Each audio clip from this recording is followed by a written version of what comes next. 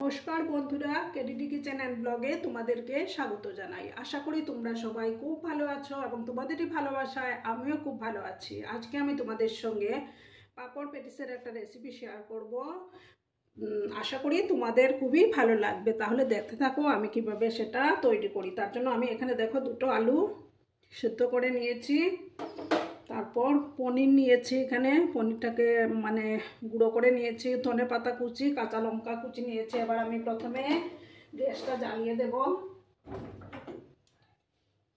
আর বন্ধুরা, ভিডিও দেখার শুরুতেই কিন্তু একটা লাইক করে দিও। তোমরা লাইক করলে ভিডিও বানানোর উৎসাহটা বেড়ে যায় বন্ধুরা। প্যানটা আমি বসিয়ে দিলাম। প্যানটা গরম হয়ে যাওয়ার পর আমি তেল দিয়ে দেব। দেখো বন্ধুরা, প্যানটা গরম হয়ে গেছে। এবার আমি তেল দেব।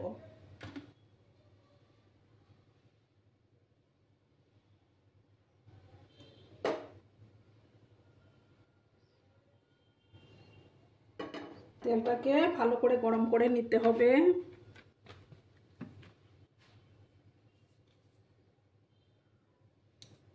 দেখো বন্ধুরা, তেলটা গরম হয়ে গেছে। এবার আমি গোটা জিরে দেব।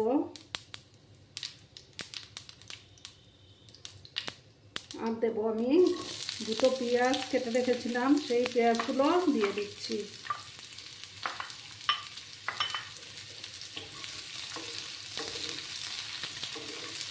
গ্যাসের আঁচটাকে আমি কমিয়ে দিলাম।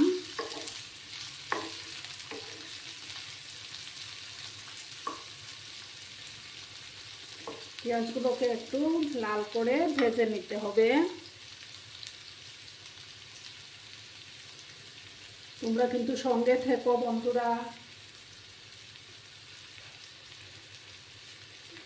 আর যেসব বন্ধুরা আমার চ্যানেলটিকে এখন অবধি সাবস্ক্রাইব করোনি, তারা পাশে থাকা বেল আইকনটি প্রেস করে রাখবে, যাতে করে আমার ভিডিও ছাড়ার সাথে সাথে নোটিফিকেশন তোমাদের কাছে পৌঁছে যায়।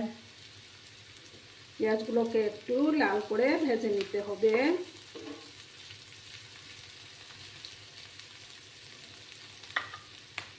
দেখো বন্ধুরা, এবার আমি সামান্য হলুদ গুঁড়ো দেব। পেঁয়াজগুলো ভাজা হয়ে গেছে।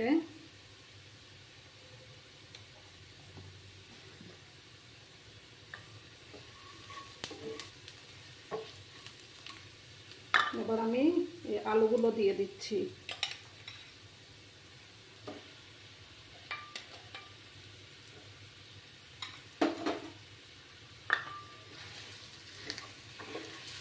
আলুগুলোকে ভালো করে পেঁয়াজের সঙ্গে মিশিয়ে নেব।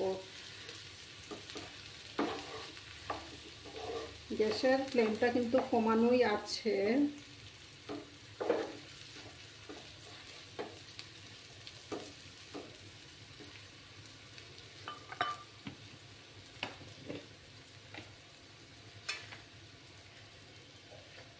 এবার আমি একটু চিলি ফ্লেক্স দিলাম, হাফ স্পুনের মতো,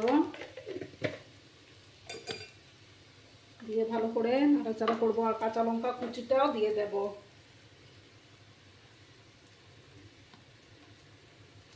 তারপরে যে পনিরটা গ্রেট করে রেখেছিলাম, সেই পনিরটাও দিয়ে দিলাম।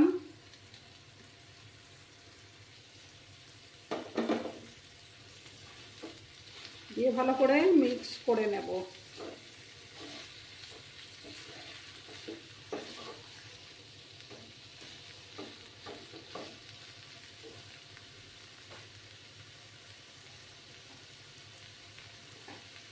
আর আমি সামান্য ভাজা জিরের গুঁড়ো দেব।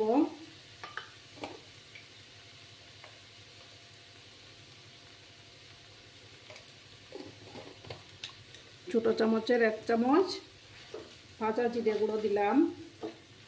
আর পরিমাণ মতো নুন দিতে হবে।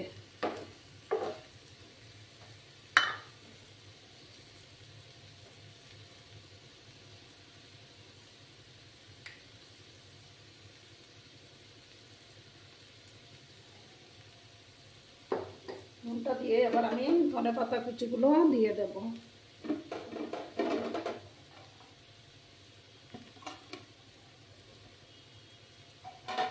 দিয়ে ভালো করে আবার মিক্স করে নিচ্ছি আমি।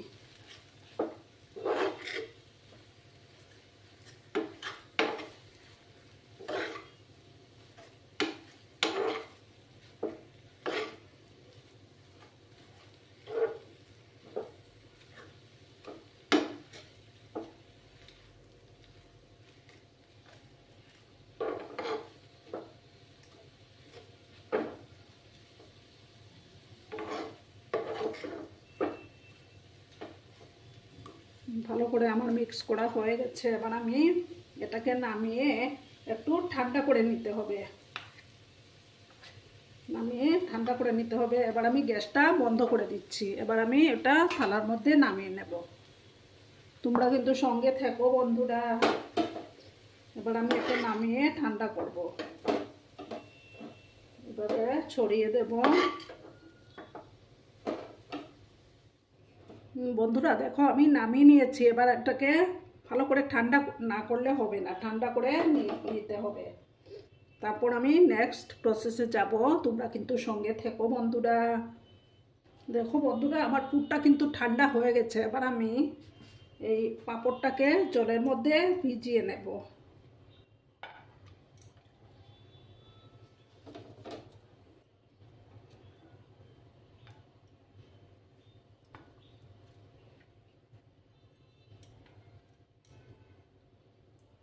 বেশি সময় কিন্তু ভেজানো যাবে না। আমি তুলে নিচ্ছি।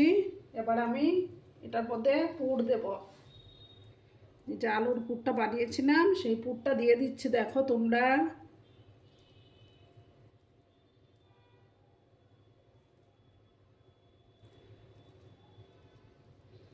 এইভাবে আমি পুরটা দিয়ে দিচ্ছি। দিয়ে আমি দেখো এইভাবে ফোল্ড করে নেব।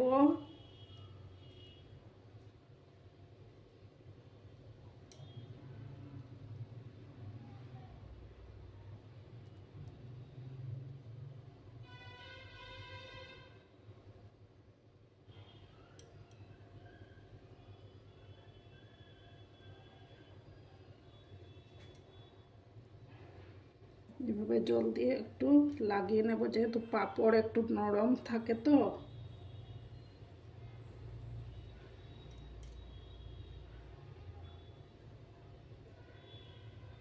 জল দিয়ে এইভাবে একটু ইয়ে করে নেব।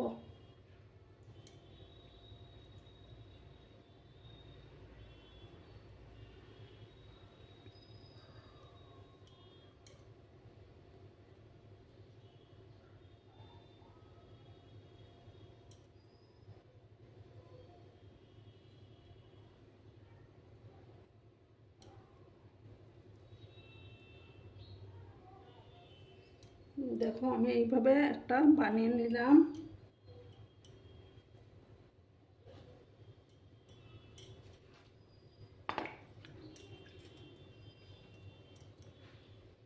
এখন আর একটা পাঁপড়কে আমি ভিজিয়ে নিচ্ছি।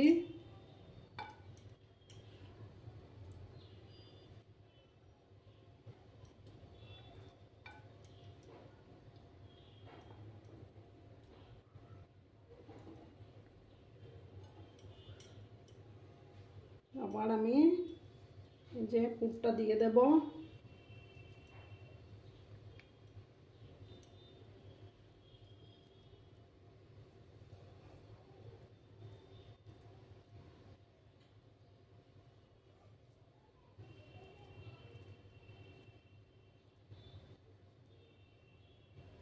দিয়ে আমি আবার এটাকে ফোল্ড করে নেব। দেখো বন্ধুরা এইভাবে ফোল্ড করে নিচ্ছি।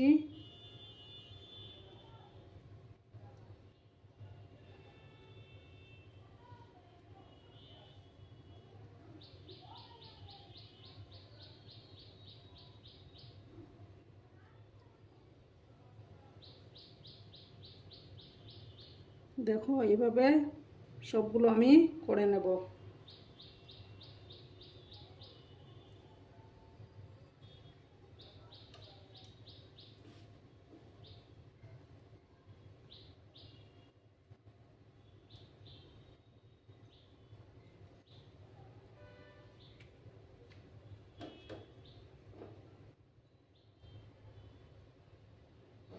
সবগুলো করে আমি তারপর ফিরে আসছি, তোমরা সঙ্গে থেকো। দেখো বন্ধুরা আমার এগুলো ভাজা হয়ে গেছে। এবার আমি বেশি কড়া করে এগুলো ভাজতে হয় না। আমি এবার তুলে নিচ্ছি।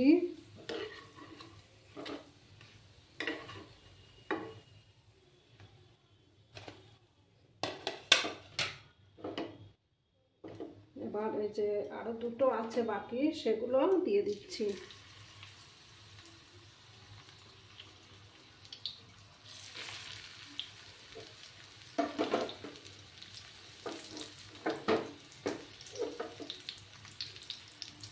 গ্যাসের আঁচটাকে কমিয়ে রাখলাম আমি।